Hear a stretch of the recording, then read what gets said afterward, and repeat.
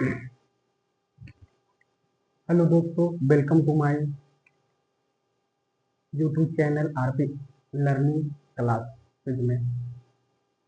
तो हेलो साथियों, आज हम लोग शुरू करने वाले हैं टेंथ का ग्रामर। टेंथ का ग्रामर में प्यारे साथियों, सबसे पहले हम लोग टेंथ का संस्कृत ग्रामर शुरू करने वाले हैं।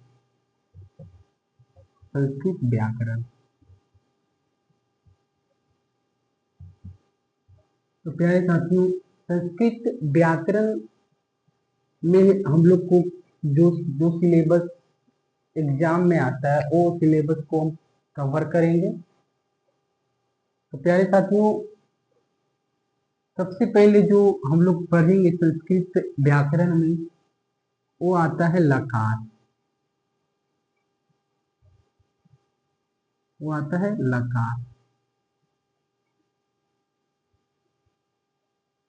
तो प्यारे साथियों, एग्जाम की दृष्टि से हम लोग देखेंगे लकार से लगभग 5 या 6 प्रश्न बोर्ड एग्जाम में हर एक बार देखने को मिलता है। तो आज प्यारे साथियों हम लोग लकार को कवर करेंगे। तो देखते हैं प्यारे साथियों कि लकार का मतलब क्या होता है। लकार को बेहतरीन तरीका और आसान या सरल भाषा में सीखने का प्रयास करते हैं। तो प्यारे साथियों, लकार का मतलब क्या होता है, लकार का अर्थ क्या होता है। लकार को हम लोग बोल सकते हैं काल या समय। अगर इंग्लिश में बोलते तो इसको आप टेंस से बोल सकते हैं। टेंस का मतलब होता है समय या काल। तो काल को भी संस्कृत में क्या बोला जाता है, लकार या समय बोल सकते हैं। तो लकार से हमको क्या चीज का पता चलता है। तो लकार हम बोल सकते हैं कि लकार हमको क्या बताता है। लकार बता क्या रहा है, लकार समय बताता है। क्या बताता है, समय, जिसको बोलते हैं जिससे जिससे समय का पता चलता है। तो समय का पता किससे चल रहा है, लकार से, या बोल सकते हैं काल, जो समय को बोध करा रहा है। समय को बोध का मतलब क्या हुआ कि कौन सा समय चल रहा है, वर्तमान चल रहा है, भूत चल रहा है, या आने वाला समय है, या समय बीत चुका है। तो हम किससे पता करते हैं, लकार से पता करते हैं। तो प्यारे साथियों, लकार को 10 भागों में बांटा गया, लेकिन हम लोग विद्यालय या एग्जाम की दृष्टि से मुख्यतः हम 5 लकार को पढ़ते हैं। एग्जाम में 5 ही लकार पूछा जाता है। तो सिलेबस में भी 5 ही लकार है। लेकिन अगर कोई पूछ देगा कि लकार कितने होते हैं, कुल लकार कितने हैं, तो लकार कितने होते हैं, 10 होते हैं। लेकिन हम लोग की पाठशाला की दृष्टि से या एग्जाम की दृष्टि से कितना लकार पढ़ना है, 5 लकार पढ़ना है। तो प्यारे साथियों, हम देखते हैं कि लकार को कितने भागों में बांटा गया है। लकार कितने, तो लकार को कितने भाग, तो मुख्यतः हम लिख सकते हैं लकार मुख्यतः 5 प्रकार के होते हैं। कितने प्रकार के होते हैं, 5 प्रकार के होते हैं।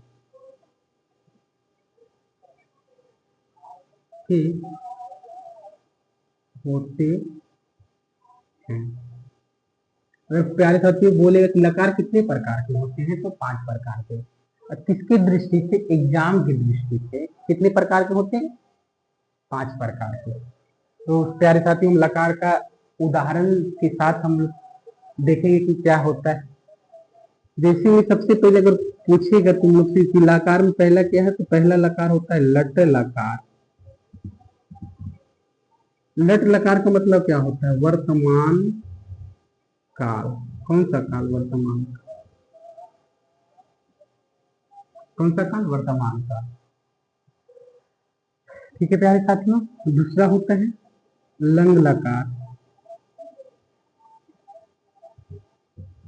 इसको बोल सकते हैं भूतकाल।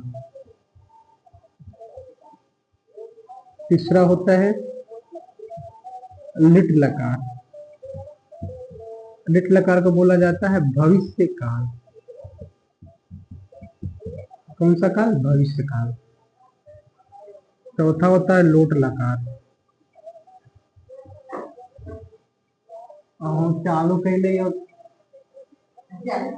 लट लकार। आज्ञा सूचक। अगला होता है विधिलिंग।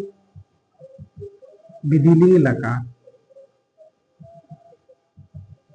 इसको होता है चाहिए। तो प्यारे साथियों, देख रहे हैं आप लकार को कितने भागों में बांटा गया? 5 भाग में। पहला है लट लकार, वर्तमान काल, लंग लकार, भूतकाल, लिट लकार, भविष्य काल, लोट लकार, आज्ञा सूचक। यह है विधिलिंग लकार चाहिए। चाहिए के संबंध में विधिलिंग लकार का प्रयोग किया जाता है और आज्ञा सूचक का लोट लकार में इसका प्रयोग किया जाता है। अब प्यारे साथियों, एक एक लकार को बारीकी से कवर करेंगे। तो कुछ एग्जाम्पल देख लेते हैं, उसके बाद हम कवर करेंगे। तो पहले एग्जाम्पल हम लट लकार को देखते हैं कि जैसे प्यारे साथियों इसका एग्जाम्पल में हम लोग देख लेते हैं, यही बगल में देख लेते हैं प्यारे साथियों। जैसे तुम लोग से अगर कोई पूछ देगा संस्कृत में बनाने के लिए, वह पढ़ता है। ठीक है प्यारे साथियों। तो अनुवाद जो है बोर्ड एग्जाम में, बिहार बोर्ड एग्जाम में 10 अनुवाद रहेगा। इसमें से आपको 6 को बनाना, 6 को अनुवाद को बनाना है। तो प्यारे साथियों, ये तो 6 अनुवाद आ गए हैं। उसके बाद तुम लोग से पूछ देगा पठती किस लकार का रूप है, अपठत किस लकार का रूप है। इस तरह का भी एग्जाम में देखने को मिलता है। तो प्यारे साथियों, बहुत ही सरल भाषा में, बहुत ही आसान तरीके से लकार को पढ़ना है। तो आज देखते हैं प्यारे साथियों, सह है वह पढ़ता है, जिसका मतलब सह का मीनिंग होता है, सह का मतलब क्या होता है? वह।